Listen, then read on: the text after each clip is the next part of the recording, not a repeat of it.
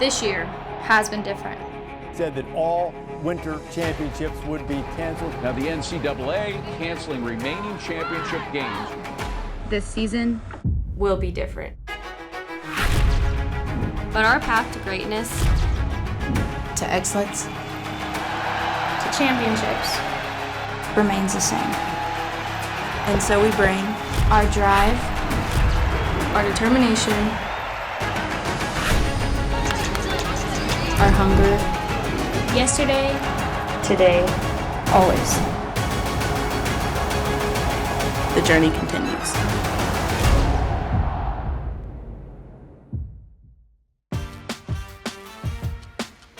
Hello and welcome back to the Dana Duckworth Show, brought to you by Alabama One. I'm Kennedy Chase alongside with head coach Dana Duckworth and coach 4-0 this season with an all-SEC schedule. How does it feel? So far, so good. I think that our ladies have really honed in onto enjoying the moment, really being grateful for every meet that we get to compete because we're living at a week-to-week basis. The team has done everything we've asked from a compliance perspective on doing what we need to do to compete.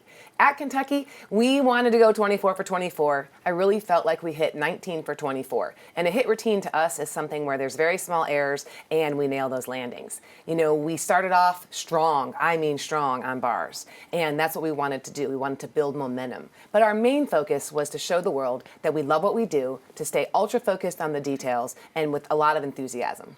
Great. So you said you started great on bars with your season best score of a 49.425. We're going to get started with that, starting with Maddie Wallagora. She scored a 9.875. So this was the first time Maddie has been in the leadoff position in competition. Watch the handstands right here. She did a great job. She was on top of the bar. She does a very big release here, a straddle Jaeger to an immediate shoot over. The legs are tight together. She does a very challenging dismount. It's a double layout with a full twist. See the handstand again. So her only deduction really was this little hop right here. You see her twist in the air, take that small step and come back. Of course, I want to see her celebrate a routine a little bigger than that. But I thought that the first time ever leading us off on bars, it's a clean routine with a big dismount. And when she nails that dismount, it's going to set a statement. Yes, now we're going to move on to Shania Adams, who scored her career best of a 9.9. So proud of the way this freshman has attacked. Look at her handstands. I just love the way she holds them. She does a different bar routine, basically a Maloney to the high bar, a pack salto to the low bar, and then this high flying move, a Maloney half twist. So elegant, just beautiful. See the handstand lock out, a full pirouette to a double tuck dismount, boom. And just to see her land that and stick that, that's why the 9.9 is capable. And so she's just doing a great job. And the thing that you appreciate right here is she makes it look so easy. So look at how the high bar, she's well above the high bar. She gets that landing and finishes strong. And lastly, we're going to discuss Makari Doggett, who has a list of accolades with her score of a 9.95. She tied her career best score, received top honors on bar, and also was named SEC Specialist of the Week.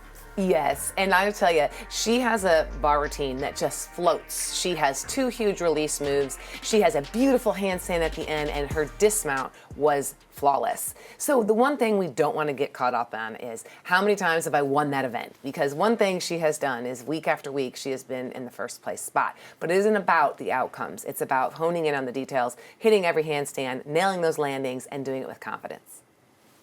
Yes, and now we're going to move on to vaults, which we're going to start with Kaylee Quinn, who scored a 9.85.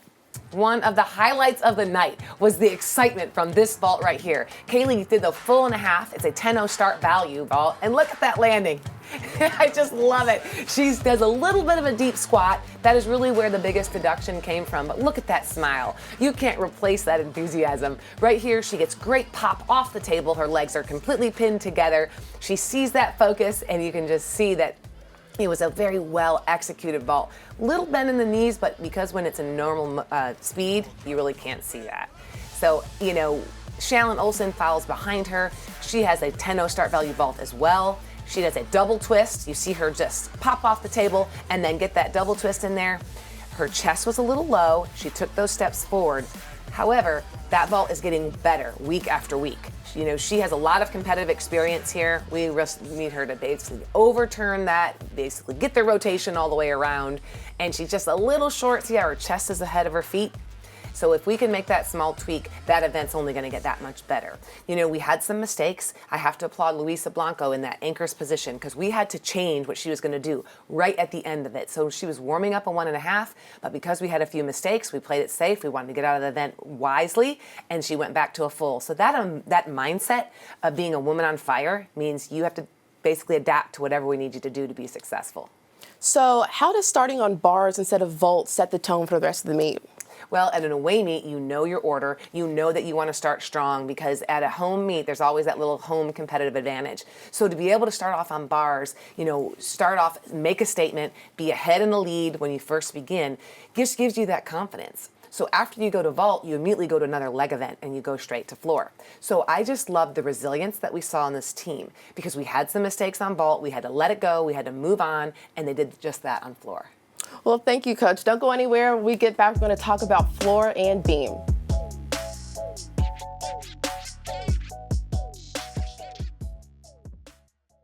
The Dana Duckworth Show is brought to you by Alabama One.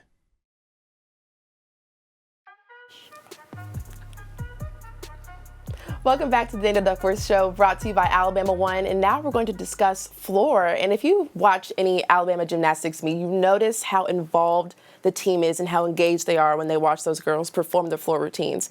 How important do you think it is to have that team encouragement?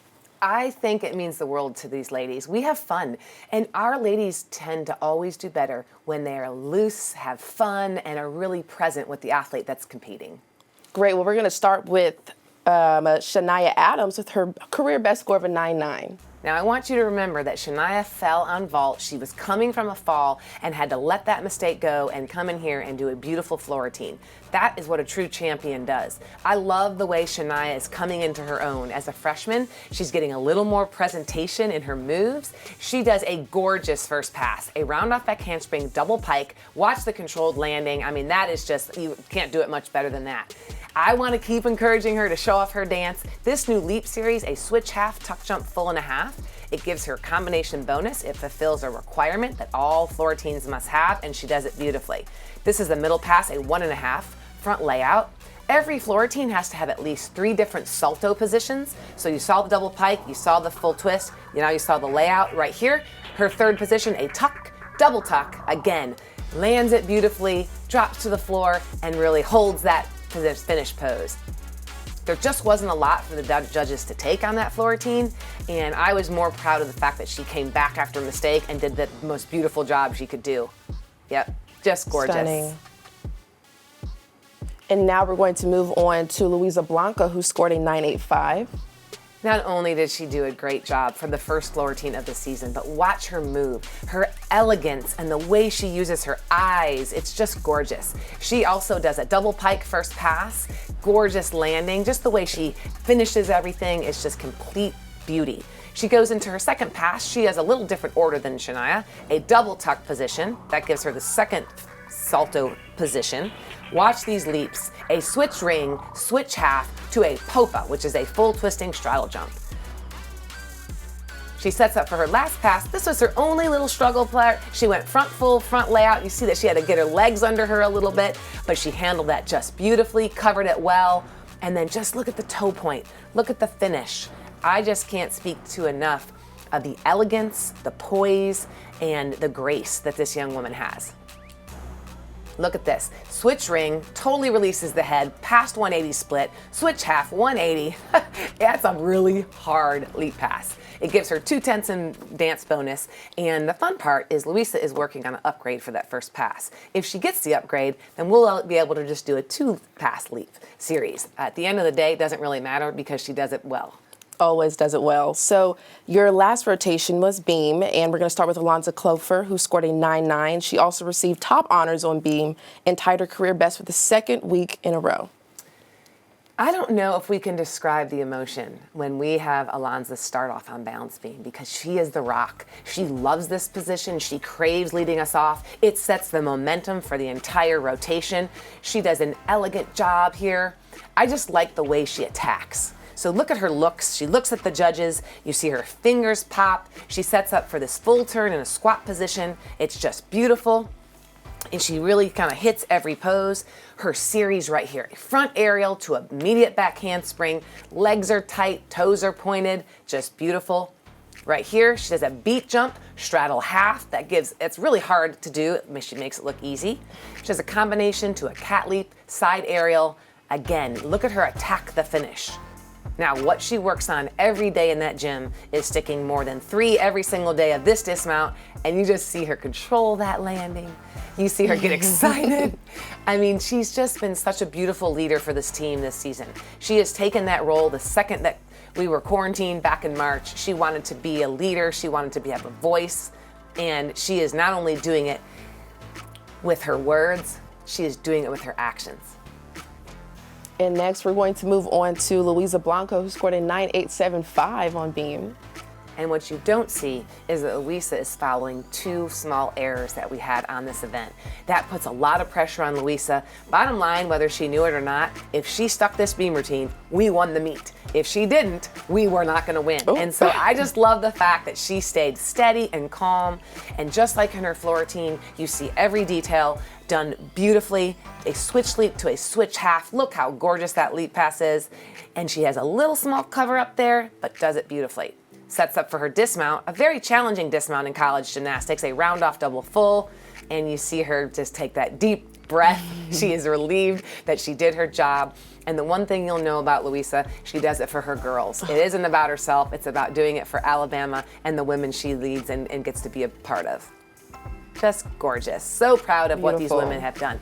So you see resilience. The meet was an awesome opportunity to be on the road and get a great reward for a great on-the-road performance. It's not easy to do. The ladies stayed in their bubble, and they really did a nice job. As you can tell, because they won. So in your opinion, or in the team's opinion, do you think it's harder to finish strong on beam or with floor routines?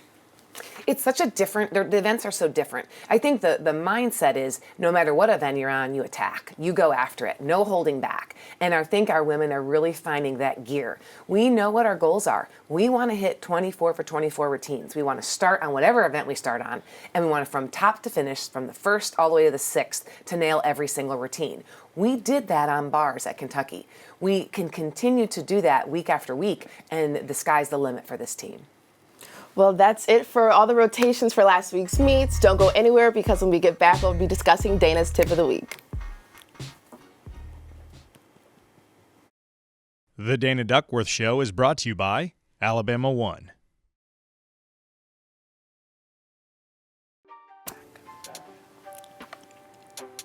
Welcome back to the Dana Duckworth Show, brought to you by Alabama One. And now we're going to discuss Dana's tip of the week, which is something I'm sure you don't really want to highlight, but people I'm sure want to know about, is how do judges take off points for different falls and missteps in gymnastics? I wasn't afraid of doing this segment. I always talk to the girls that vulnerability is the greatest sign of courage. And as we are celebrating the month of National Girls and Women in Sports, I just think it's important for us to realize that we are imperfect people, and we are going to learn and grow from our mistakes. And so in gymnastics, you have a very small window of error. And so let's talk about how we can use that to get better. Yes, let's talk about it. Yes, so when you see Kari on this event, she does a small little wobble. She drops the shoulder and does a little tweak there. It's about a 1 to 2/10 deduction. Depending on what the judge sees on their angle, they can make a determination whether they're going to take a 1/2 tenth, 1/10, or more than that. Right here, you can see Shania. She literally bends over, lifts the leg, but she was so aggressive in that move that the judge once again has the opportunity to take a 1/2 tenth, a full tenth, maybe 2 because the leg went up. But here's the reality. She kept fighting. Yep. And that's what we talk about. You need to fight. You never give up. The resilience on balance beam is all about giving your best and not holding back. Now here's a different kind of fall. Lexi goes over, she bends her knees. Because she did a handstand and fell over, that's a 5/10 flat deduction. The other thing, because she bent her knees, the judge could have taken execution errors, so it could have been even a larger deduction than a 1/2 point. Right here you see Griffin James. She boom, comes out. Now she gets a 10th for going outside of the bounds. She also gets a 5/10 deduction, so it's 5 full tenths. So if you were at a 10-0, now you're at a 9-5. Now you're at a 9-3 because they took 1 to 2 tenths going out of bounds.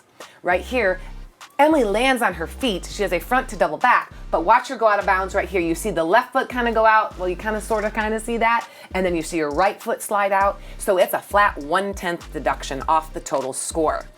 And that is the reality. This sport is hard. Oh, for and sure. So, we're gonna make mistakes. So if you fall, it's a flat 5/10 deduction.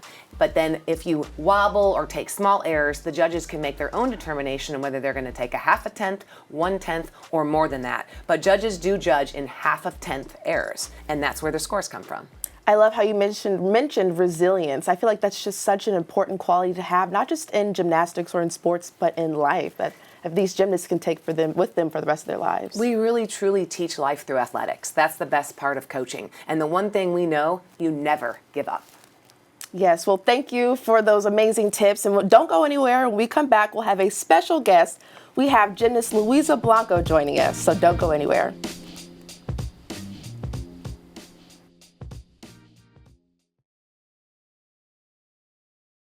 The Dana Duckworth Show is brought to you by Alabama One.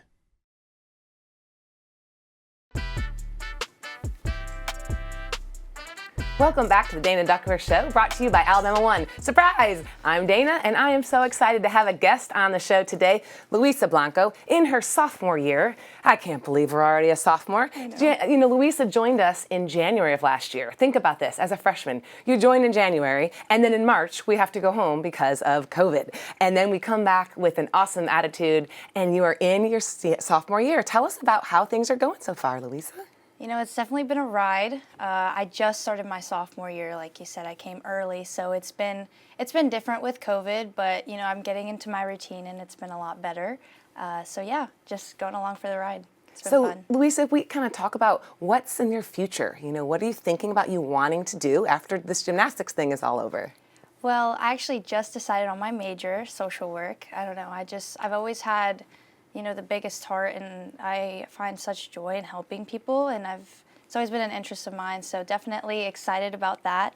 I would love, after gymnastics, to get my master's degree, and that's kind of where I'm heading so far. Well, I can share with you as a coach that you are such a joy, not only as a gorgeous gymnast, but as a person who loves her teammates. I just think when you see your athleticism and the beauty, that was the first routine you ever competed at Alabama. It was against our rival, in-state rival. You did a gorgeous job, and the hugs and the excitement. There's your first vault of your career. Again, just a beautiful job, Luis. Look how much you've grown. I can just see that maturity in you. Right here, you do the double pike. What are the feelings when you're watching this from last year? It's like, I don't know, I just lose everything. I get so caught up in the moment, and it just is natural. It's just no other way to explain it. It's my happy place, it's my safe place, and then my teammates just make it so much better. I love my girls, love my Ola. Well, we are just so excited you could be on the show today. And something we do this a little different. We're going to play a little game. It's called an association game. And so when you see whatever they're going to show us, because we don't even know what's going to happen right now, on the screen, you're going to just talk about what do you associate that with. Okay. All right, here we Sounds go. good. Concentration. Home, heart, love it. Best friend, roommate. Love my life. Just blessed. So blessed. Favorite activity other than gymnastics? Definitely watching Netflix. I would say TikToks. Or TikToks. Favorite movie? Ooh, that's a hard one. I have too many favorite movies. But favorite skill? Definitely front aerial on beam. It was my first big girl skill, so it'll always be my favorite.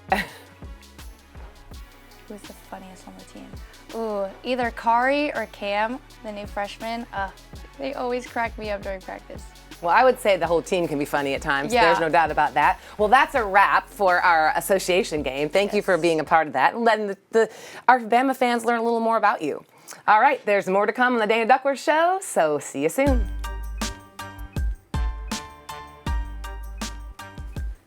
The Dana Duckworth Show is brought to you by Alabama One.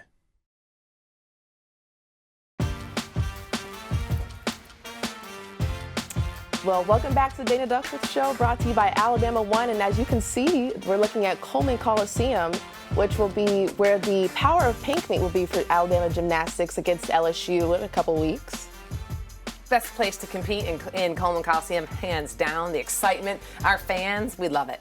Well, we're excited for that game, but the game before that is the game against Georgia, yes, which is not this weekend, but the weekend after that. So how important is this bye week to just regroup and prepare? This is one of the first times during a season where we've actually had a bye week. And so, you know, a lot of the mentality could be, oh, it's a rest week, it's a week off, but actually it's a week to get better. And so what's nice is we were able to give the ladies 2 days off after our last meet, which is great recovery for them. And our focus doesn't change. It's about creating an environment where you hit under pressure over and over again. We are trying to stick more landings, hit more handstands, and just continue to build the depth on this team. So the bye week is really an opportunity just to take a deep breath, focus on the details, and get better.